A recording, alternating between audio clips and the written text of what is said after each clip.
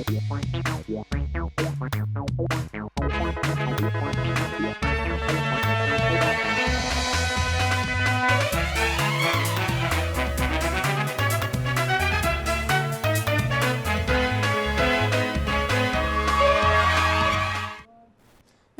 आप देख रहे हैं राष्ट्रीय समाचार और मैं हूं आपके साथ प्रिया पांडे। खबरों से पहले एक नजर सुर्खियों पर। बीजेपी का जंजीर पर बड़ा फोकस, युवाओं से सीधा संवाद करेगी पार्टी, हर्ष संघवी समेत नेताओं को दिया जिम्मेदारी। नोएडा में हाईटेक हेल्थ सेंटर शुरू, राजनाथ सिंह ने किया उद्घाटन, एआई, एमआरआई और सिटी स्कैन की भी सुविधा।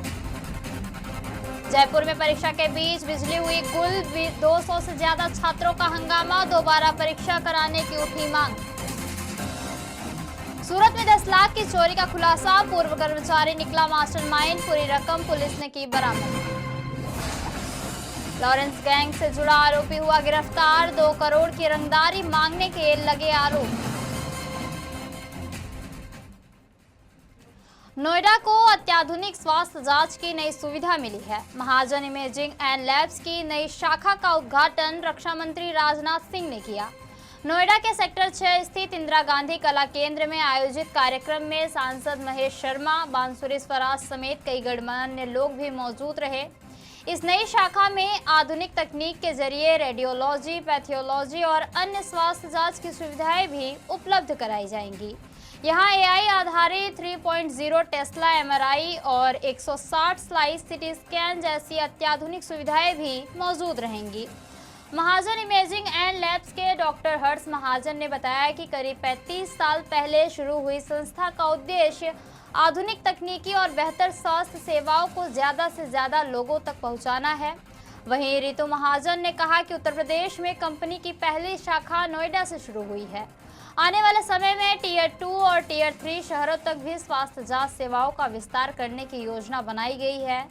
नई शाखा शुरू होने से नोएडा और आसपास के लोगों को एक ही स्थान पर आधुनिक और भरोसेमंद जांच सुविधाएं मिल सकेंगी।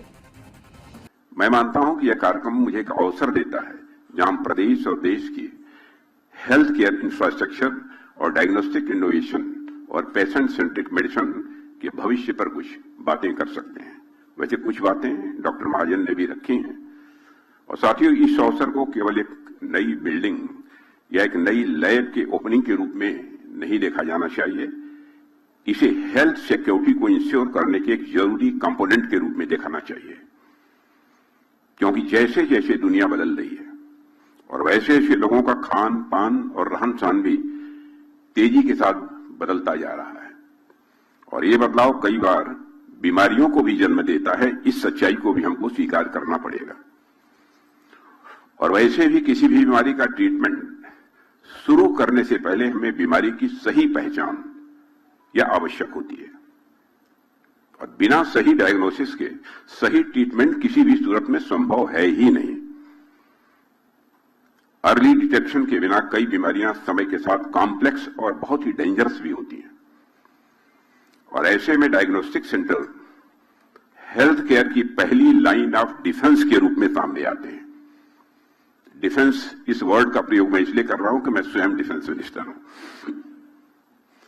और आज शुरू हो रहा यह सेंटर भी इसी प्रकार बीमारियों का अर्ली डिटेक्शन करके हमें समय पर एक्शन लेने में मदद करेगा।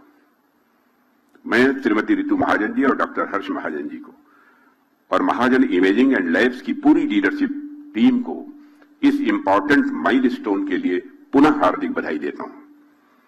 आपका परिवार और यह इंस्टीट्यूशन इंडियन हेल्थ केयर के उस ट्रेल ब्लेजर्स में से है जिन्होंने हमेशा समय से आगे सोचने का काम किया है।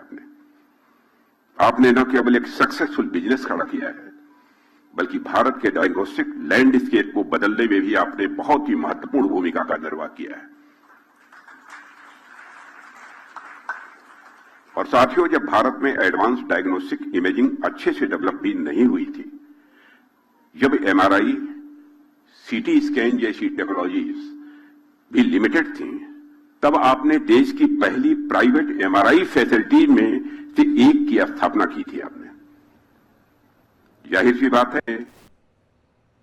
बीजेपी ने देश भर के युवाओं और खास तौर पर जेनजी से सीधा संवाद बढ़ाने के लिए एक विशेष राष्ट्रीय आउटरीच कमेटी का गठन किया है। इस कमेटी में गुजरात के उप मुख्यमंत्री हर्ष संघवी को भी अहम जिम्मेदारी दी गई है। इस विशेष टीम में बीजेपी के राष्ट्रीय अध्यक्ष नितिन नवीन, राष्ट्रीय महासचिव स्मृति ईरानी, विनोद तावड़े, छत्तीसगढ़ के मंत्री ओपी चौधरी और गुजरात के उप मुख्यमंत्री हर्ष संघवी समेत कई प्रमुख नेताओं को भी शामिल किया गया है। इस अभियान का मुख्य उद्देश्य नई पीढ़ी की सोच, प्राथमिकताओं, आकांक्षाओं और उनकी चिंताओं को समझना है। इसके साथ ही युवाओं को बीजेपी के शीर्ष नेतृत्व के साथ सीधे संवाद करने और अपने सुझाव रखने का मौका दिया जाएगा। आउटरीच कार्यक्रम के तहत इंटरैक्टिव सत्र और युवाओं के साथ चर्चा आयोजित की जाएगी। बीजेपी का फोकस खास तौर पर पहली बार वोट देने वाले युवाओं और जेनजी के साथ पार्टी का जुड़ाव मजबूत करने पर है। हर्ष संघवी को युवा मुद्दों पर, युवा सशक्तिकरण से जुड़े विषयों पर सक्रिय भूमिका के लिए भी जाना जाता है। जयपुर में आयुष पीजी प्रवेश परीक्षा के दौरान बिजली गुल होने से 200 से ज्यादा अभ्यर्थियों ने जमकर हंगामा किया। मामला ट्रांसपोर्ट नगर स्थित सत्य साई पीजी कॉलेज परीक्षा केंद्र का है, जहां सुबह से दोपहर 12 बजे तक परीक्षा होनी थी। छात्रों का आरोप है कि परीक्षा शुरू होने के करीब 20 से 25 मिनट बाद बिजली चली गई और कंप्यूटर सिस्टम बंद हो गए। अभ्यर्थियों के मुताबिक 2 घंटे की परीक्षा अवधि में उन्हें करीब 15 मिनट ही बिजली मिल सकी। परीक्षा केंद्र पर पर्याप्त पावर बैकअप या जनरेटर की व्यवस्था भी नहीं होने का आरोप है। छात्रों का कहना है कि परीक्षा का समय खत्म होने के बाद जनरेटर पहुंचा, लेकिन उन्हें अतिरिक्त समय नहीं दिया गया। इसके बाद छात्रों को परीक्षा केंद्र से बाहर निकाल दिया गया, जिससे उनका गुस्सा और भी बढ़ गया। परीक्षा में पर्याप्त समय नहीं मिलने से कई छात्र मानसिक तनाव में आ गए और बताया जा रहा है कि 3 छात्राएं बेहोश भी हो गई, जिन्हें प्राथमिक उपचार दिया गया। अभ्यर्थियों ने परीक्षा केंद्र प्रबंधन और एनटीए पर लापरवाही का आरोप लगाते हुए मामले की जांच, जिम्मेदार लोगों पर कार्रवाई और प्रभावित छात्रों के लिए दोबारा परीक्षा कराने की मांग भी की है। अब छात्रों का सवाल है कि जब बिजली गुल होने से कंप्यूटर सिस्टम ही बंद हो गए थे, तो जितने समय तक परीक्षा बाधित रही, उतना अतिरिक्त समय अभ्यर्थियों को क्यों नहीं दिया गया? हो पाया क्योंकि उनके बीच में लाइट चली गई थी। जनरेटर चालू किया तो वो जनरेटर के अंदर भी कुछ ज़्यादा प्रॉब्लम हो गई थी और बच्चों को उसी की वजह से अराउंड 1.5 आवर जो था वो उनका पूरा ख़राब हो चुका। अब जाहिर सी बात है ना, बच्चे जो होते हैं वो मेहनत करते हैं, 2-2, 3-3 साल मेहनत करके यहाँ पर पहुँचते हैं और आप लोग जो है मीडिया जो होती है वो कभी क्वेश्चन नहीं करती इस चीज़ को। इसी की वजह से उन गवर्नमेंट को कोई फ़र्क नहीं पड़ता अगर बच्चों के साथ कुछ गलत भी होता है तो, और वो यही काम अब भी हो रहा है। उसकी वजह से आज भी हमारा पूरा जी किया है, बहुत देर से कर रहे हैं बेचारे। अब क्या करें? तो टीचर्स कुछ नहीं बोले, टीचर्स ने बोला हमारी कुछ गलती नहीं है, हमारी कुछ गलती नहीं है। पुलिस प्रशासन ने उसका बैकअप का व्यवस्था नहीं, कुछ नहीं कर रखा था कॉलेज गवर्नमेंट ना कोई गवर्नमेंट की तरफ से कुछ आया था उनको, ना ही कॉलेज की तरफ से। नहीं, बच्चों का तो मुझे नहीं मालूम, बट काफ़ी सारे बच्चे थे और most of them are women. नहीं हो पाया। तमिलनाडु सरकार जल्द ही एक अनोखी योजना शुरू करने जा रही है। थाईमामन थंगा मोथीरम योजना के तहत सरकारी अस्पतालों में जन्म लेने वाले हर बच्चे को 1 ग्राम सोने की अंगूठी देने की तैयारी है। इस योजना की आधिकारिक शुरुआत 15 सितंबर को पूर्व मुख्यमंत्री सीएन अन्नादुरई की जयंती के मौके पर की जाएगी। सरकार ने पहले चरण में 1,28,499 सोने की अंगूठियां बनवाने और सप्लाई करने का आदेश जारी किया है। अंगूठियां तैयार करने की जिम्मेदारी जया लुक्कास और कल्याण ज्वेलर्स को दी गई है। जया लुक्कास को 70% और कल्याण ज्वेलर्स को 30% अंगूठियां बनाने का काम मिला है। सरकार ने इस योजना के तहत कुल 4,41,667 बच्चों को 1 ग्राम सोने की अंगूठी देने का भी लक्ष्य रखा है। इसके लिए तमिलनाडु मेडिकल सर्विसेज कॉरपोरेशन ने टेंडर भी जारी किया था, जिसमें 11 कंपनियों ने हिस्सा भी लिया था। यह योजना राज्य सरकार के प्रमुख चुनावी वादों में शामिल रही है और सरकार का कहना है कि योजना के जरिए सरकारी अस्पतालों में जन्म लेने वाले बच्चों के परिवारों को एक खास तोहफा भी दिया जाएगा।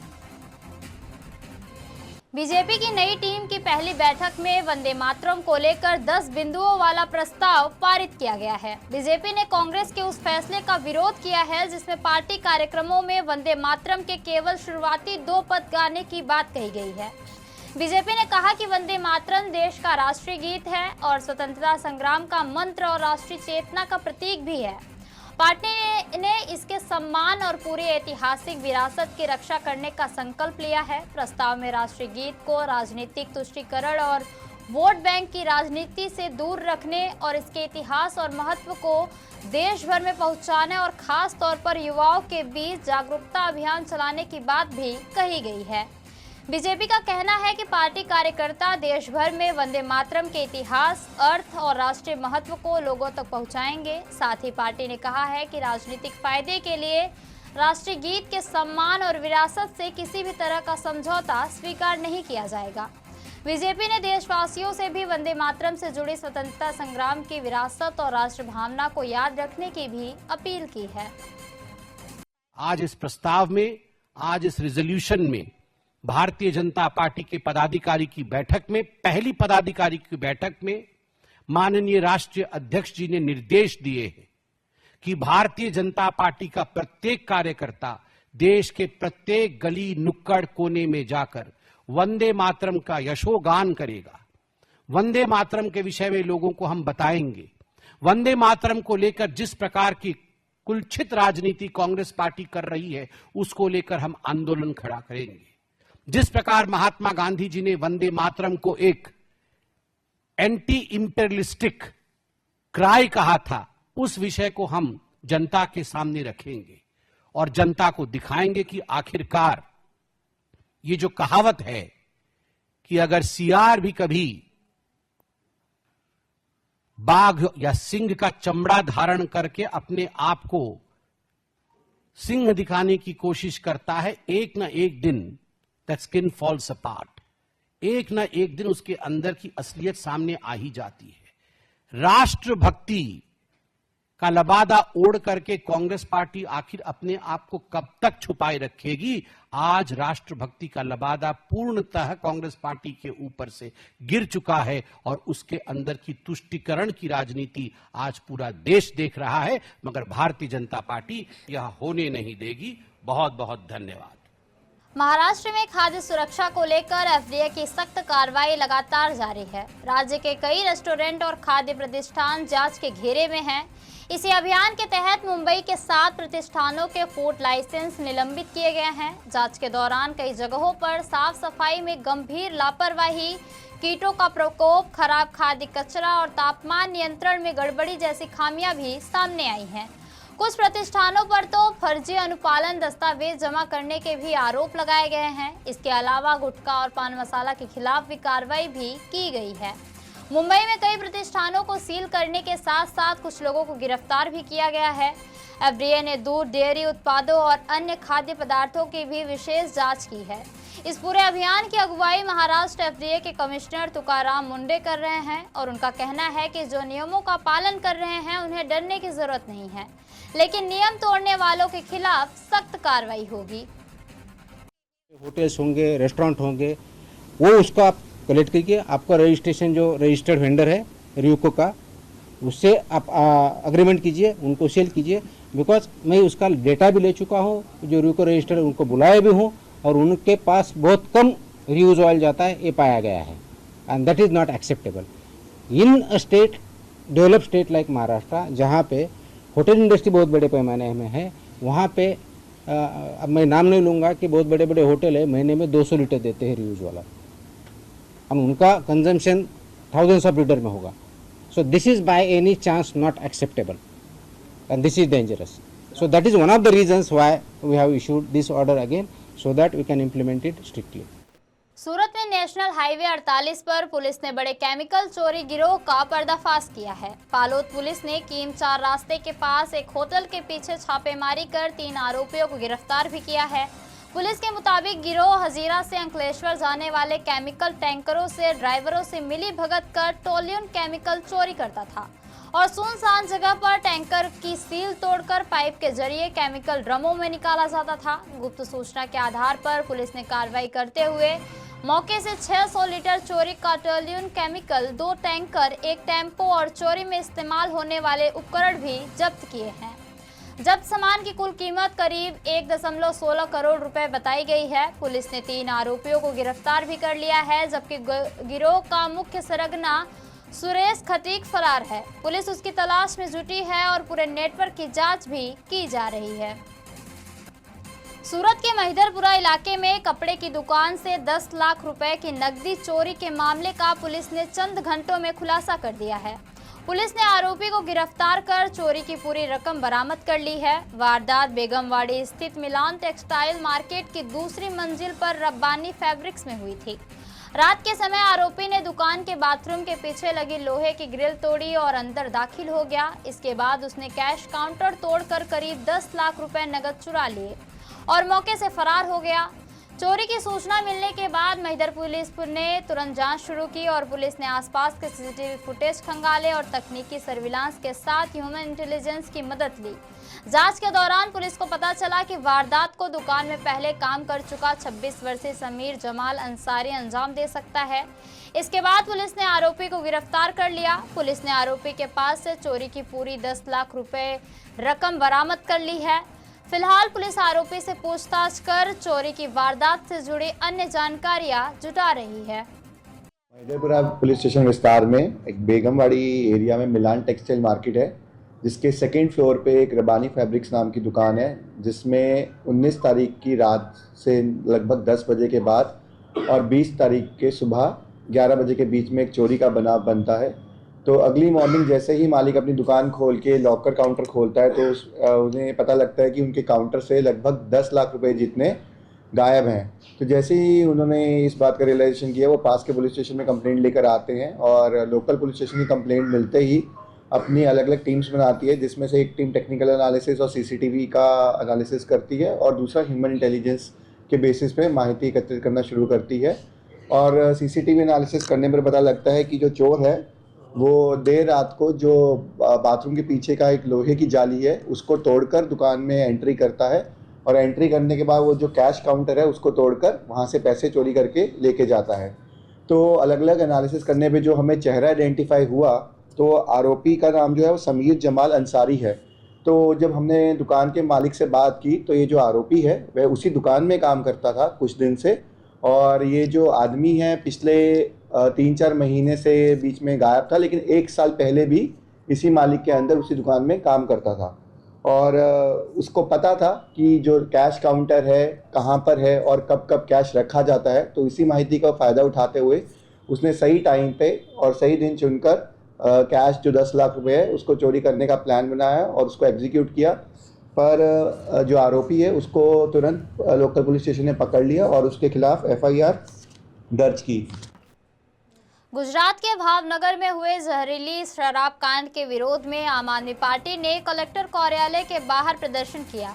पार्टी ने मामले में सख्त और जिम्मेदार लोगों के खिलाफ कार्रवाई की भी मांग की है। प्रदर्शनकारियों ने दावा किया कि जहरीली शराब की घटना में 61 लोग प्रभावित हुए हैं और 9 लोगों की मौत भी हो चुकी है। वहीं इस मामले का असर सूरत तक भी जा पहुंचा है, जहां इलाज के लिए लाए गए GISF जवान संजय सिंह डोडेडिया की मौत हो गई। और जानकारी के मुताबिक संजय सिंह ने भावनगर में कथित तौर पर जहरीली शराब का सेवन किया था और तबीयत बिगड़ने के बाद उन्हें सूरत के अस्पताल में भर्ती कराया गया था, जहां वे करीब 6 दिनों तक वेंटिलेटर पर रहे। इलाज के दौरान उनकी मौत हो गई और इस घटना के बाद पुलिस ने अवैध शराब की सप्लाई से जुड़े नेटवर्क की जांच तेज कर दी है। जांच एजेंसियां शराब की खेप के स्रोत और सप्लायर तक पहुंचने की कोशिश कर रही हैं। आम आदमी पार्टी ने प्रशासन से मांग की है कि जहरीली शराब की सप्लाई करने वालों के खिलाफ कड़ी कार्रवाई हो और इस पूरे मामले की निष्पक्ष जांच कराई जाए। पूरे गुजरात में आज आम आदमी पार्टी द्वारा सभी जिलों के अंदर ये विरोध दर्ज कराया जाएगा, क्योंकि आज आप देखिए कि भावनगर के अंदर लट्ठा कांड हुआ।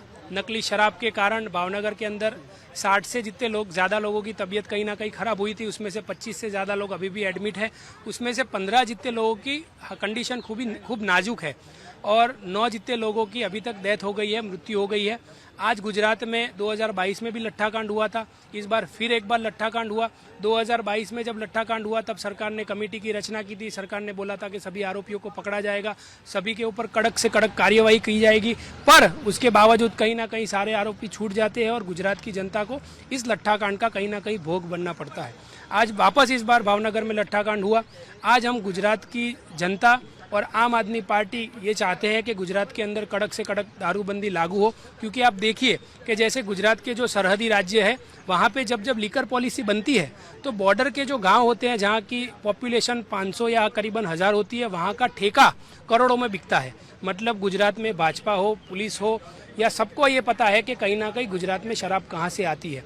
आज जब पत्रकार हो, सामान्य जनता हो या विपक्ष हो, जब जनता रेड करके गुजरात की भारतीय जनता पार्टी को जागरूक करने की या बताने की कोशिश करते हैं कि यहाँ दारू बिक रही है, जनता रेड हो रही है, तो कहीं ना कहीं बुटलेगरों के ऊपर कार्यवाही करने की जगह उस जनता के ऊपर, पत्रकारों के ऊपर और विपक्ष के ऊपर कार्यवाही की जाती है, उनके ऊपर FIR की जाती है। तो इन सभी चीज़ों को लेके आज हम हमारा विरोध अहमदाबाद के कलेक्टर ऑफिस में दर्ज कराएंगे और साथ ही साथ पूरे गुजरात में आम आदमी पार्टी के संगठन द्वारा पूरे गुजरात में इस मुद्दे पर विरोध किया जाएगा। दिल्ली पुलिस की क्राइम ब्रांच ने लॉरेंस बिश्नोई और रणदीप मलिक गैंग से जुड़े एक आरोपी को गिरफ्तार किया है। आरोपी की पहचान 40 वर्षीय अमरीजीत उमर के रूप में हुई है। पुलिस के मुताबिक आरोपी पर एक कारोबारी से 2 करोड़ रुपए की रंगदारी मांगने और रकम नहीं देने पर परिवार समेत जान से मारने की धमकी देने के आरोप लगे हैं।